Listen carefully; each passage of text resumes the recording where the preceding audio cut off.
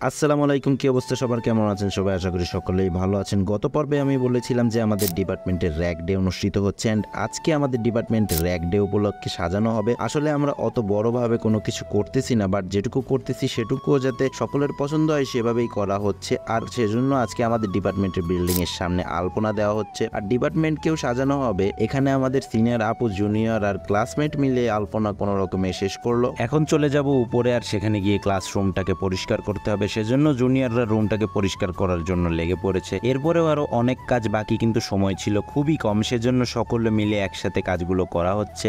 আর একটা কথা আমি সব সময় বলি, যে কোনো কাজ একা করার থেকে সকলে মিলে করার মধ্যে অনেক আনন্দ থাকে, অনেক ভালো লাগা কাজ করে আর কাজটাও খুব দ্রুত শেষ হয়ে যায়।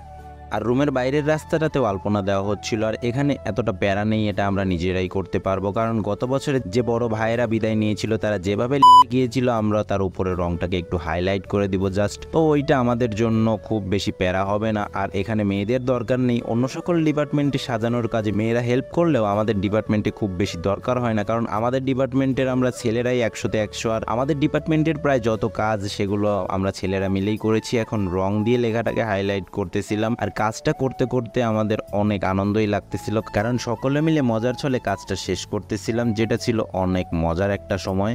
আর ক্লাসরুমের ভেতরের কাজগুলো ইভেন্টের লোকজন দিয়ে করা হচ্ছিল, কারণ আমরা এই জিনিসটা অত সুন্দরভাবে করতে পারবো না, সেজন্য ইভেন্টের লোক দিয়ে ডিপার্টমেন্টের ক্লাসরুমটাকে সুন্দর করে সাজানো হচ্ছিল। আর বাইরে এক ফটো সেশনের জন্য আলাদা করে জায়গা করা হবে, যেটা করতে অনেক রাত হয়ে যাবে, কারণ এখন বাজে রাত 10টা। তারা মাত্র কাজ করতে আসলো আর তাদের কাজের গতি দেখে মনে হচ্ছিল যে খুব বেশি রাতও হবে না। আর এদিকে কাজ করতে করতে ক্লান্ত হয়ে যাওয়ার পরে একটু জিরা পানি মেরে মনটাকে শান্ত করে নিলাম।